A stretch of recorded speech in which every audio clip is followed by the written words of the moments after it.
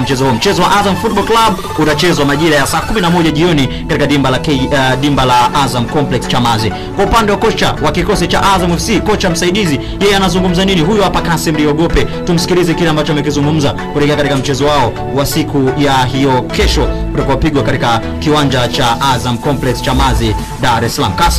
Kasim Liogope huyu hapa. Sisi kama Azam FC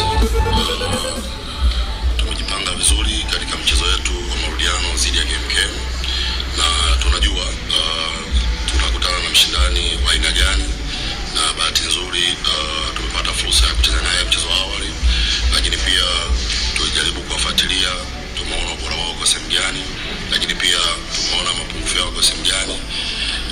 Ni timu nzuri, lakini ukiachilia hivyo hii mechi imekaa kitofauti.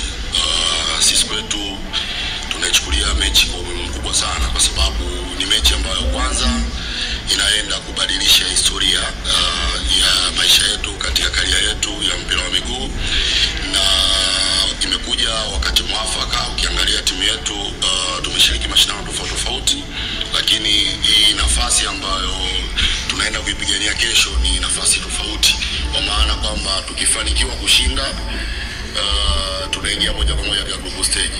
So kwa hiyo kila mchezaji kwamba amejipanga kuhakikisha anafanya vizuri, lakini kwa kuwa tunao wachezaji ambao wana uzoefu wa mashindano makubwa, lakini pia hata sisi katika benchi letu tunaye mwalimu ambaye ana uzoefu katika mashindano makubwa. Kwa hiyo naamini kesho ni siku ambayo ni muhimu kwetu.